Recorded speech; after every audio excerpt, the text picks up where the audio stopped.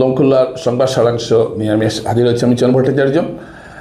দর্শকরা, প্রথম যে খবরটা আপনাদের দিতে চাইছি সেটা হলো যে পশ্চিমবঙ্গের এক্সিট পোল নিয়ে, বুথ ফেরত সমীক্ষা নিয়ে ইতিমধ্যে বিতর্ক সৃষ্টি হয়েছে এবং এক্সিট মাই ইন্ডিয়া যারা সার্ভে করেছে তারা বলেছে মানুষ কিছু বলতে চাইছে না, তো আমরা কি।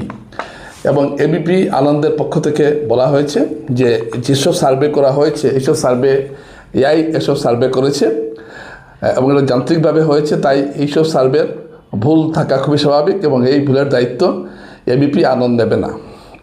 অর্থাৎ বোঝা যাচ্ছে যে এই যে সার্ভেগুলো হচ্ছে এই সার্ভেগুলো বেশিরভাগই এআইতে করা হয়েছে এবং এর নির্ভুল থাকার সম্ভাবনা খুবই কম, এটা এবং এটা সার্ভেকারী সংস্থাগুলোই স্বীকার করছে। এবং আমি যেটা বললাম যে অ্যাক্সিস মাই ইন্ডিয়ার যিনি সিইও তিনি হাত তুলে দিয়েছেন, তিনি বলেছেন যে আমাদের কিছু করার নেই, কারণ আমরা যেভাবে যান্ত্রিকভাবে যে ডাটাগুলো পেয়েছি সেটাই দিয়েছি। আমরা মানুষ যখন কিছু বলতে চাইছেন না, তো আমরা কিভাবে সার্ভে করব। তাই এই এক্সিট পোল সার্ভে নিয়ে বিতর্ক এখন তুঙ্গে।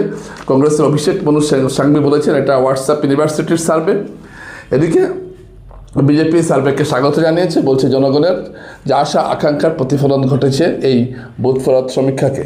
দর্শকরা, আজকে এভাবে একটা বিতর্ক তৈরি হয়েছে, বিশেষ করে পশ্চিমবঙ্গে এই সার্ভে নিয়ে। জুবিন গার্গ হত্যাকাণ্ডে অভিযুক্ত শামকানু মহন্তর জামিন আজ আদালত বাতিল করে দিয়েছে। এর ফলে মুক্ত আকাশে ফেরার যে তার একটা সম্ভাবনা দেখা দিয়েছিল সেটা এখন আর রইল না। তার স্ত্রী দাবি করেছিলেন শামকানু মহন্ত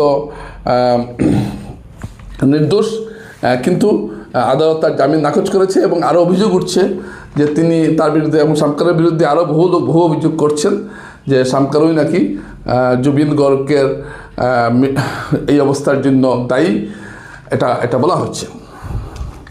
গুয়াহাটি রেল স্টেশনকে আইবি হাবে রূপান্তরিত করার একটা চেষ্টা চলছে এবং আজকে উত্তর পূর্ব রেলওয়ের অফিসাররা এইসব এলাকা তদন্ত করে গেছেন।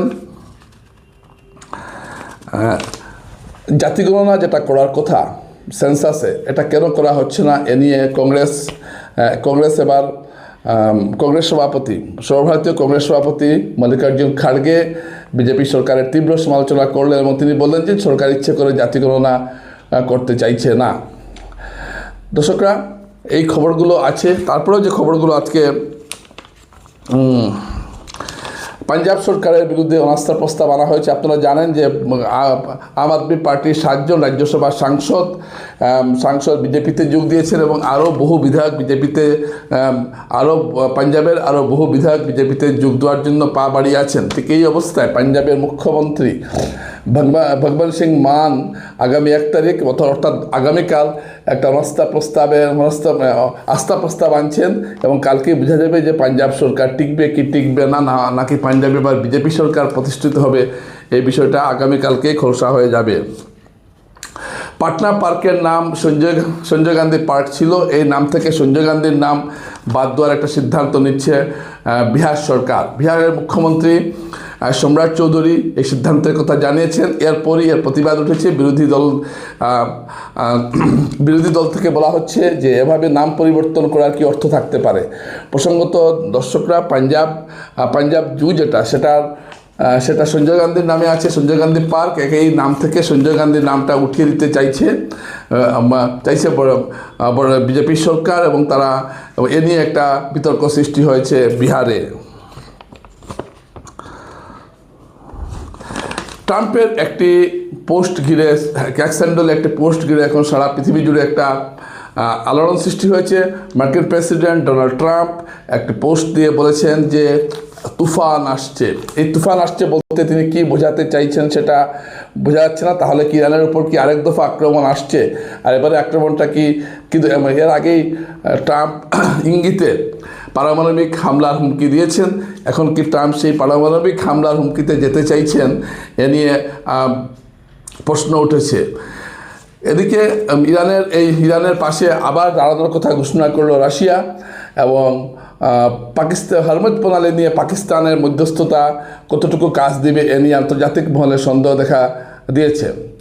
এদিকে আরেকটা খবর হলো নেপালে এবার বিরাট ধরনের বিনিয়োগ করতে যাচ্ছে চীন এবং নেপালকে নানা ধরনের আর্থিক সহায়তা দিচ্ছে চীন। এ নিয়েও দেখা দিয়েছে। দর্শকরা, আজকের খবর এতটুকুই, আরও আছে।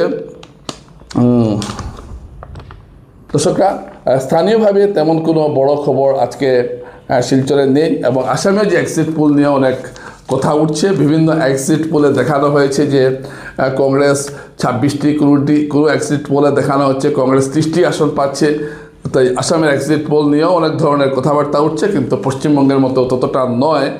তবে এদিকে মন্ত্রী কৌশিক রায়, আপনারা জানেন, আজকে বেরিয়েছে, বলেছেন যে সমীক্ষায় যা দেখানো হয়েছে তার চাইতে অনেক বেশি ভোটে জিতবে বিজেপি। দর্শকরা, আজ এইটুকুই। আগামীকাল আবার সংবাদ সারাংশ নিয়ে আপনাদের কাছে হাজির হব। নমস্কার।